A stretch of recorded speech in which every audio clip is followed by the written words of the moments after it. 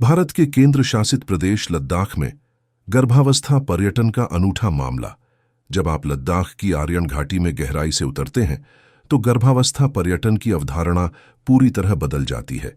जहां इस घटना के पीछे की कहानी का बेहतर जीवन या सामाजिक लाभों से कोई लेना देना नहीं है। यहां कहानी मिथकों, लोक कथाओं और नस्लीय शुद्धता के एक स्थायी जुनून में उलझी हुई है। गर्भावस्था पर्यटन शब्द सुनते ही आपके मन में क्या आता है? आमतौर पर गर्भवती माताएं उन देशों की यात्रा करती हैं जहां जूस सोली, जन्म से नागरिकता, उनके बच्चों को स्वतः अधिकार और अक्सर बेहतर भविष्य प्रदान करती है। यह एक जानबूझकर किया गया कदम है जिसका सहारा कई जोड़े पासपोर्ट, स्वास्थ्य सेवा, शिक्षा और सामाजिक लाभों तक पहुंच पाने की उम्मीद में लेते हैं।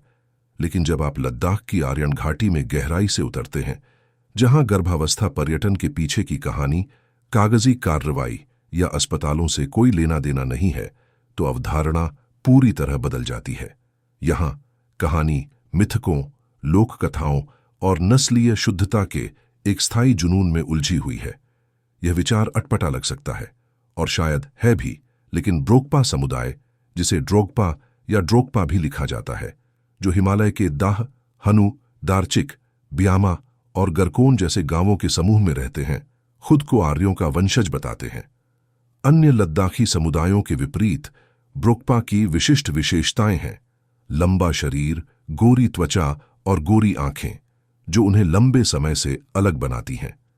स्थानीय लोक कथाएं, जिन्हें पर्यटकों की कहानियों से और बल मिलता है, उन्हें अंतिम शुद्ध आर्य कहती है, जिनके बारे में कहा जाता है कि वे सिकंदर महान के साथ मार्च करने वाले सैनिकों के वंशज हैं। सच हो या झूठ, हम इस पर बाद में चर्चा करेंगे, लेकिन इस किंवदंती ने एक और दावे को भी जन्म दिया है जो आपको हैरान कर सकता है।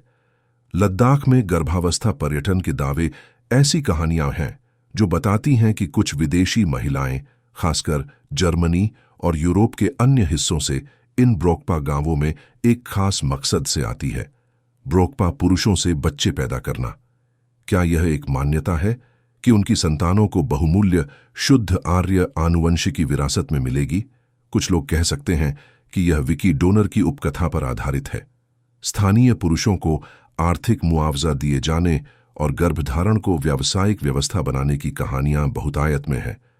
बाहरी लोगों को यह किसी सनसनीखेज उपन्यास जैसा लगता है और शायद इसीलिए ट्रैवल व्लॉगर सौमिल अग्रवाल आर्य घाटी गए और निवासियों से सीधे पूछा कि क्या इन दावों में कोई सच्चाई है।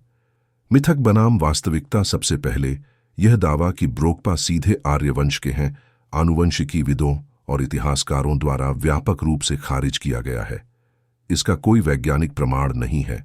गर्भावस्था पर्यटन के संबंध में इस बात का कोई संकेत नहीं है कि यह व्यापक या संगठित है। ज्यादातर कहानियां मौखिक रूप से अतिरंजित यात्रा वृत्तांतों या लद्दाखी गेस्ट हाउसों में फुसफुसाहटों से आती हैं।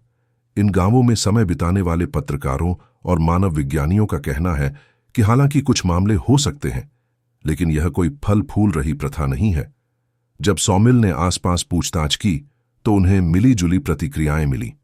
कुछ निवासियों ने जोर देकर कहा कि विदेशी महिलाएं वास्तव में आर्य शिशुओं को जन्म देने आई थीं, जबकि अन्य ने इन कहानियों को सिरे से खारिज कर दिया।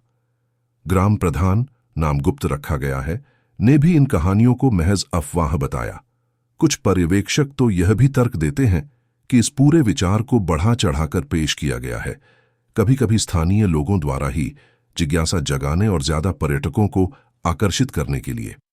लोक कथाओं और गपशप के बीच आखिरकार लद्दाख का तथाकथित गर्भावस्था पर्यटन लोक कथाओं और गपशप के बीच कहीं खड़ा है।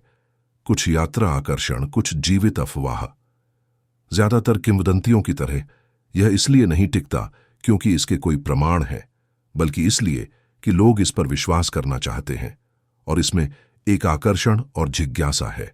और शायद यही यहां का असली आकर्षण है। पौराणिक जीन के साथ पैदा हुए बच्चे नहीं, बल्कि ऐसी किंवदंतियां जो मरने से इनकार करती हैं। आपको यह वीडियो और इसमें दी गई जानकारी कैसी लगी, अपने विचार कमेंट बॉक्स में साझा करें एवं इस चैनल को सब्सक्राइब करें। धन्यवाद।